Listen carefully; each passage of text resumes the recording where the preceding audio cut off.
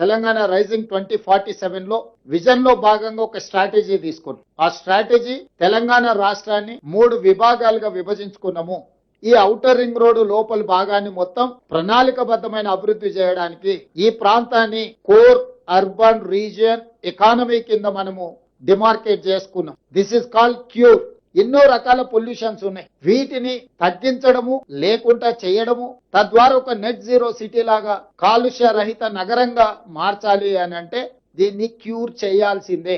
ఈ రోజు ఢిల్లీ, ముంబై, చెన్నై, బెంగళూరు నగరాలను మనం చూస్తున్నాం. ఒక దగ్గర కాలుష్యం ఎక్కువ, ఒక దగ్గర వరదలు ఎక్కువ, ఇంకొక దగ్గర ట్రాఫిక్ ఎక్కువ, ఇంకొక దగ్గర శాంతి భద్రత లేకపోవడం, ఇట్లా రకరకాల సమస్యలతోనే ఆయా మెట్రోపాలిటన్ నగరాలు ఈ రోజు ఒక క్రైసిస్ ని ఎదుర్కొంటున్నాయి, ఒక సంక్షోభాన్ని ఎదుర్కొంటున్నాయి. వీటన్నిటి దృష్టిలో కోర్ అర్బన్ రీజియన్ లో ఒక పారదర్శకమైన నిర్ణయాల ద్వారా భవిష్యత్తులో ఇలాంటి సంక్షోభాన్ని నివారించడానికి, కాలుష్యాన్ని తొలగించడానికి, ప్రణాళికబద్ధమైన అభివృద్ధి చేయడానికి ఈ రోజు కోర్ అర్బన్ రీజియన్ మొత్తాన్ని 2170 స్క్వేర్ కిలోమీటర్ల ప్రాంతాన్ని సర్వీస్ సెక్టర్ కింద మారుస్తున్నాం. ఔటర్ రింగ్ రోడ్డు 162 కిలోమీటర్లు ఉంటే నగరం చుట్టూతా ఒక అభివృద్ధి వలయంగా, రీజనల్ రింగ్ రోడ్డు దాదాపుగా ఒక 360 కిలోమీటర్లతోని రెండవ మణిహారాన్ని తెలంగాణకు మనం ఈరోజు తయారు చేసుకుంటున్నాం. దీన్ని పెరి అర్బన్ రీజన్ ఎకానమీ కింద ఈ రోజు మన పాలసీలో మనం తెచ్చుకోబోతున్నాం. పెరి అర్బన్ రీజన్ ఎకానమీ అంటే ప్యూర్.